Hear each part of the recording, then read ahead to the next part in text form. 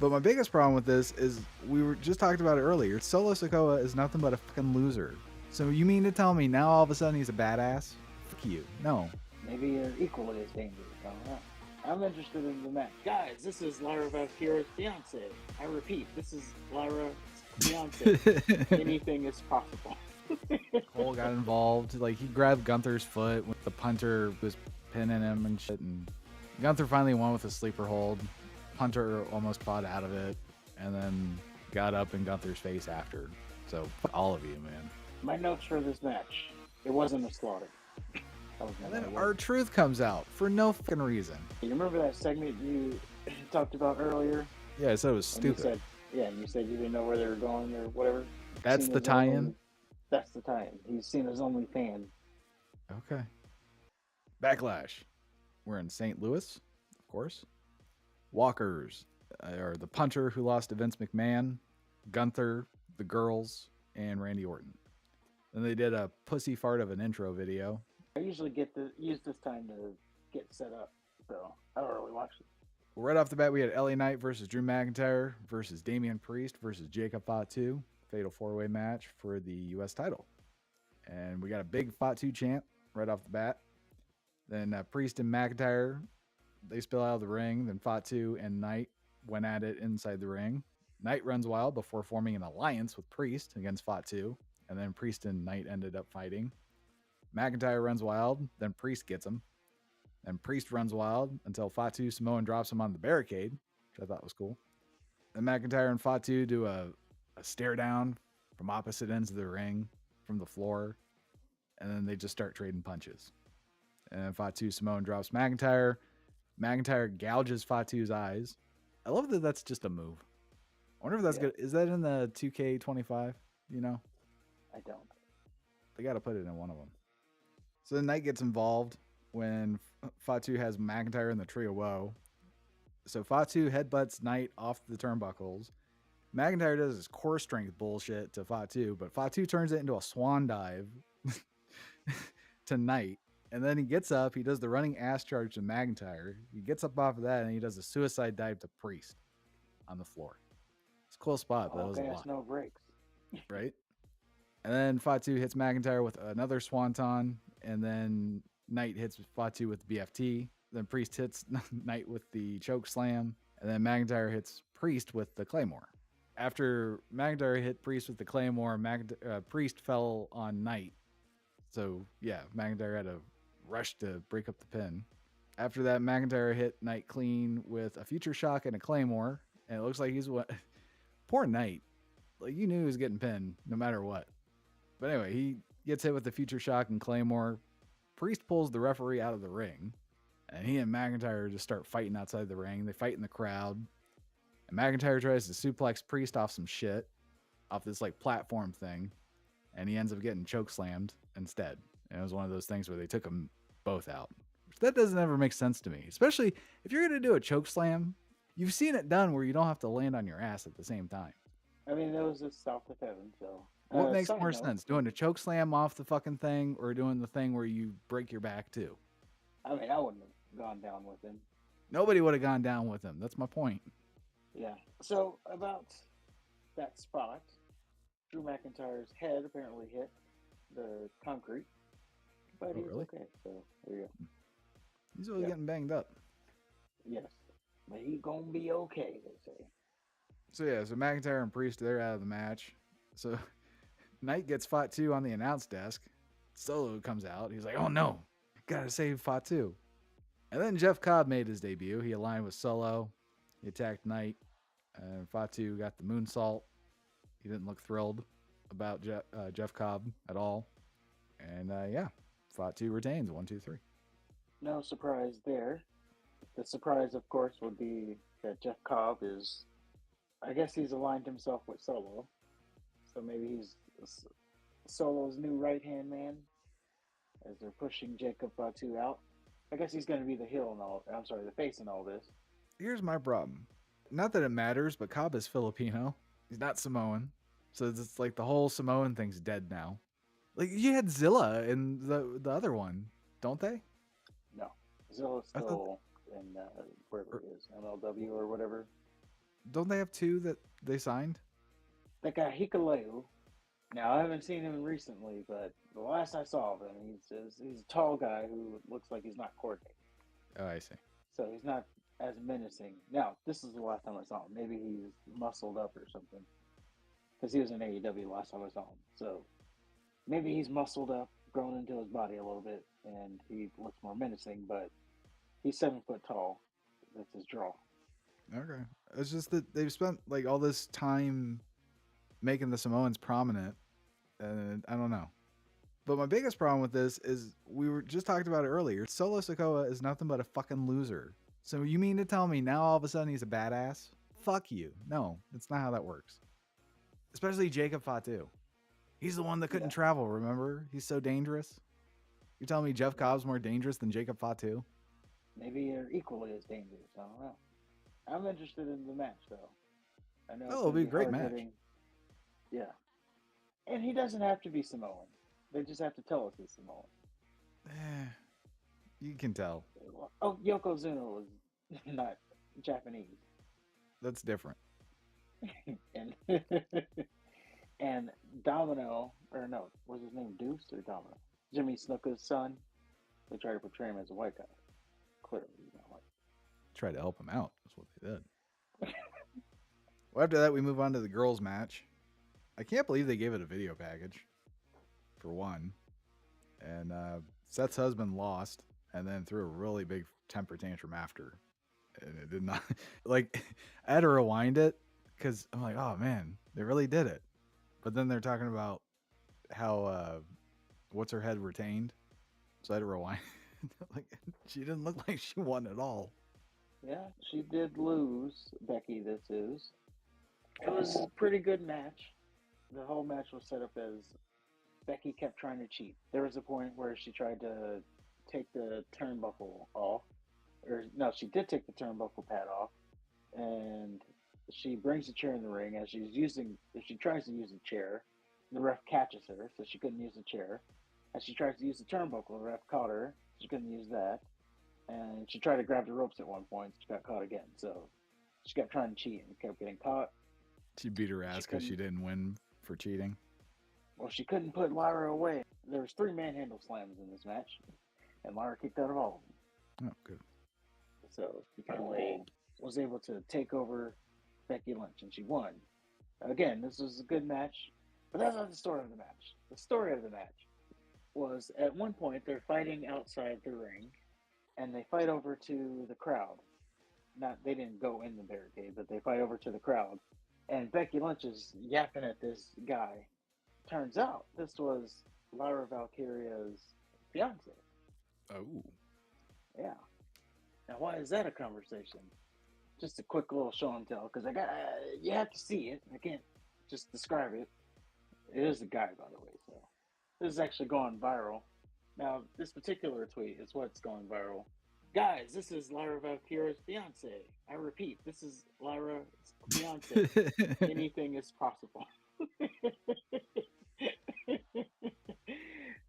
So, it's causing quite the thing in the community as of now. As if Lyra Valkyria is a prize. Well, there's some people that are into her, so. People with cataracts? No, actual people. But yeah, this is her fiance. As you see, is right now at like almost 2 million views on it. So this guy got trending. He looks like the dude from Big Bang Theory. Sheldon? No, the other one. Oh, the one with thick eyebrows? Yeah. Fair enough. Now, I'm not going to make judgment here because it's a guy, so I couldn't tell you based off of attractiveness. But what I can say... I can. He's ugly. I wouldn't fuck him with your dick. Well, what I can tell you is he does look like he knows a lot about D&D. He's deep in that nerd culture. There's that guy. Like I said, he got trending. So we got like people like Simon Miller coming out. That's LJ Cleary, a pro wrestler who I've shared a ring with, and I can tell you firsthand how good he is. He's also world traveled and incredibly well respected by everyone, and works often in Japan, where he mostly has bangers. Are they talking about Harry Potter? Yes. Oh, fuck. He's Uh, well respected. He still looks like Harry Potter. yeah, I'm saying I don't know what any of this has to do Yeah. with because first of all, that guy didn't even say anything. All he said was, "This is their fiance." Now, what I was initially thinking, he probably makes it up somewhere other than the looks. So he's either got money or he's hung like a horse. There's that. But yeah, then Simon is like, more importantly, he's a really, really nice person. Enough of this down pointing sort of nonsense. Imagine defending another man Yeah, it's a on guy. social media. Jesus Christ. Yeah, it's a guy. These are grown men, too, allegedly. Yeah, another person was like, LJ Cleary is literally fine as hell. What are y'all even on about? This was a guy. Another one. LJ Cleary used to be in a faction called Good Looking Guys, by the way. A lot of guys defending this guy. And again, they just said he looked nerdy. More That's what I importantly, got. Lyra's not defending him. I don't know why she would. Like, she's happy. Well, I'm But I just guess, saying, like, if the fucking person that wakes up next to him every morning is not defending him, why the fuck are you? I mean, I get it. Do you? Yes. Basically, the idea is he outkicked his coverage. But there's a lot of dudes defending him. No? That's the point. That tweet came out. His wife did not speak up to defend him. But however, you have these men defending another grown men. These aren't like high school kids. Yeah, it is kind of weird. It's very weird. I can understand if, like, it was the other way around. Like, he was wrestling, and then they showed Myra, and then they're like, oh, this is his fiance. And then, people were then having the post thirsty pictures of her. But going the other way around is just weird. And then you come out with, like, oh, he's a nice person. What does that have to do with anything? Sure, he Well, is if a a whole nice bunch person. of girls decided to, like, if, I don't know, Charlotte Flair came out, oh, I'd fuck him, that type of shit, that's one thing. But you have these grown ass men defending basically the looks of another grown ass man. Yeah. Like, no, they're equal hotness. I'll take your word for it. Right. But yeah, it's just funny that that's become such a deal off of that initial post. Well, anything on the girls' match? No, that was it. Nothing happened afterwards. The attack happened, but no Bailey, no anybody else. It was just Becky attacking. That was it. Wherever that Dominic beat Penta, Judgment Day helped, and then Gable headbutted Penta. So just get 100 people to make sure Dominic retained. He's getting the Yep, Jey Uso treatment. sure. This was a down match, but it was a down match just because the other two matches were, I would say, good. And they've already wrestled. There's that too. Like they So just this wrestled. was like, so this was like, yeah, a break match. Catch your breath before the main event.